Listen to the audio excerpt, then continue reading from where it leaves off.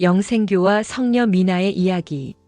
서울의 차가운 도심 속에서 42세의 미나는 이혼의 아픔을 홀로 삭히고 있었습니다. 남편의 끊임없는 외도로 얼룩진 결혼 생활은 그녀를 지치게 했고 결국 마음에 깊은 상처만 남았습니다. 지리한 이혼 과정을 거치며 미나는 거의 폐인처럼 변해갔습니다. 식사를 거르기 일쑤였고 잠 못 이루는 밤이 이어졌습니다. 세상과 단절된 채 하루하루를 버텨내는 것이 유일한 일과였습니다. 그녀는 더 이상 삶의 의미를 찾을 수 없었습니다. 어느 날 유일하게 연락을 이어가던 친구 지은이 미나를 찾아왔습니다. 초췌한 미나의 모습을 본 지은은 안타까워하며 조심스럽게 새로운 종교를 권유했습니다. 내가 다니는 영생교의 최 목사님 말씀이 참 좋으셔. 마음의 평화를 얻는 데 도움이 될 거야. 미나는 처음에는 거부감을 느꼈지만 지은의 진심, 어린 걱정과 간곡한 부탁에 마지못해 영생교의 발걸음을 옮기기로 결심했습니다. 지푸라기라도 잡는 심정으로 그녀는 서울 변두리에 있는 영생교를 찾았습니다. 영생교는 외관부터 깔끔하고 단정한 인상을 주었고 내부는 따뜻하고 아늑했습니다. 강단에 선 55세의 교주 최 목사는 인자한 풍모를 지닌 인물이었습니다. 그의 설교는 잔잔하면서도 깊은 울림을 주어 미나의 메마른 마음에 작은 파동을 일으켰습니다. 여러분, 인생의 고통은 우리를 부서뜨리려 하지만 영생교의 가르침은 그 폐허 위에서 새로운 희망을 싹 틔웁니다. 절망 속에서도 빛을 찾을 수 있는 힘, 그것이 바로 믿음입니다. 마치 자신에게 하는 이야기처럼 느껴진 설교의 미나는 처음으로 가슴 한편에서 따뜻한 온기를 느꼈습니다. 그녀는 매주 빠짐없이 예배에 참석하기 시작했고 점차 봉사활동과 찬양팀에도 적극적으로 참여하며 영생교 생활에 깊이 빠져들었습니다. 최 목사는 그런 미나를 자주 살뜰히 챙겼습니다. 성녀님은 신이 이 교회로 안내한 사람인 것 같아요. 성녀님을 볼 때마다 이런 기운을 느낍니다. 그의 말에 미나는 자신이 특별한 존재가 된 듯 느꼈고 폐허 같았던 삶의 한 줄기 빛이 드리우는 것을 느끼기 시작했습니다. 어느 날 교주는 미나를 사택으로 불렀습니다. 평소에도 자신을 잘 챙겨주던 교주의 따뜻한 배려라고 생각하며 미나는 기쁜 마음으로 사택을 방문했습니다. 아늑한 거실에 마주 앉은 교주는 인자한 미소로 그녀에게 개인적인 질문을 던졌습니다. 미나는 잠시 망설이다가 그동안 누구에게도 쉽게 털어놓지 못했던 이혼의 아픔과 외로움을 덤덤하게 고백했습니다. 그녀의 이야기가 끝나자 교주는 그녀를 탐색하는 듯한 눈빛을 보냈습니다. 그렇군요. 성녀님께서는 지금 참 많은 고통을 겪고 계시는군요. 그런데 혹시 남편분과의 결혼 생활할 때 무슨 죄를 지은 건 없을까요? 신이 노하실 만한 일들이요. 솔직히 말씀하셔도 괜찮습니다. 신 앞에서는 모든 것을 내려놓아야 합니다. 예상치 못한 노골적인 질문에 미나는 당황했지만 교주의 권위와 신뢰감에 이끌려 과거의 수치심을 억누르고 어렵게 입을 열었습니다. 사실 남편이 외도로 집을 자주 비웠고 외로워서 결혼 전에 만나던 기혼인 남자. 친구를 만나 몇 번 관계를 가진 적이 있습니다. 미나의 고백을 들은 교주는 그녀의 머리를 부드럽게 감싸고 기도를 시작했습니다.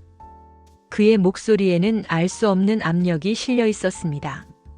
성녀님, 과거의 죄는 반드시 치유되어야 합니다. 일단 욕실에 가서 몸을 깨끗하게 씻고 다시 나오세요. 모든 죄를 씻어내는 신성한 일입니다. 잠시 후 몸을 씻고 다시 거실로 나온 미나에게 교주는 말했습니다. 큰 죄를 지었던 곳을 제게 보여주세요. 제가 신을 대신해서 말하는 겁니다. 잘못을 지은 바로 그곳을 지금 저에게 보여주세요. 미나는 당혹스러움과 혼란 속에서도 교주의 엄숙한 명령과 신성한 분위기에 압도당했습니다. 그녀는 망설임 끝에 치마를 벗어내렸습니다. 교주는 미나의 몸을 빤히 쳐다보며 벌어진 모습이 뭔가 죄를 많이 지었던 것 같군요. 연꽃이 독이 바짝 올라 있어요. 지금부터 업보를 씻어보도록 하겠습니다. 라며 나지막하고 엄숙한 목소리로 기도했습니다. 오 신이시여, 여기 당신의 성녀가 지난날의 업보로 고통받고 있나이다. 저의 손길을 통해 신의 거룩한 불로 업보를 씻어주시옵소서. 이 손길을 통해 당신의 깨끗한 빛이 스며들어 그녀의 영혼과 육신을 정결하게 하옵소서. 아멘. 교주의 손은 20분 넘게 민감한 그곳을 계속해서 자극했습니다. 처음에는 당혹감과 수치심에 몸을 움츠렸던 미나는 시간이 지날수록 알 수 없는 감각에 휩싸였습니다.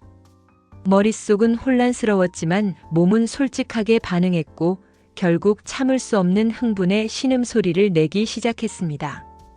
교주는 자보세요. 큰 죄를 지었던 그곳에 눈물이 폭포수처럼 나오고 있어요. 이렇게 몸을 씻어내야 하는 겁니다라고 말하며 더욱 깊이 터치했습니다. 그의 얼굴은 줄곧 신성한 표정을 짓고 있었습니다. 이것은 신의 뜻입니다. 성녀님의 모든 죄를 정화하는 거룩한 의식입니다. 신께서 성녀님을 선택하신 겁니다. 그리고 저는 정화의 도구입니다. 미나 씨의 죄는 지금 깊숙이 숨어 있어요. 귀지를 면봉으로 제거하듯이 이 죄들도 후벼 파서 제거해야 합니다. 교주는 천천히 바지를 내리고 미나와 관계를 시작했습니다.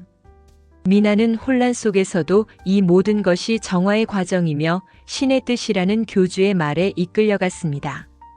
그녀는 엄청난 자극에 연신 신음을 내질렀고 교주는 소리 크게 질러도 됩니다. 더 지르세요. 그래야 조금이라도 더 죄를 씻을 수 있어요. 라고 말했습니다. 그렇게 사택에서는 둘의 엄청난 소리가 울려 퍼졌습니다. 다음 날 밤 교주는 어젯밤의 정화의식은 시작에 불과합니다. 지난날의 업보는 그리 쉽게 씻겨 내려가지 않아요. 정화는 반복적으로 꾸준히 이루어져야 합니다. 라고 말했습니다. 그의 말은 미나의 불안한 마음에 확신을 심어주는 듯 했습니다. 매주 교회에 나오던 미나는 이제 교주 사택을 정기적으로 드나들게 되었고 교주는 매번 새로운 죄를 들추어내며 치유를 명목으로 미나의 몸을 탐했습니다. 어느 날 교주는 미나의 입술에 입을 맞추며 입술도 더러워진 겁니다. 그 입도 깨끗하게 씻어내야 합니다.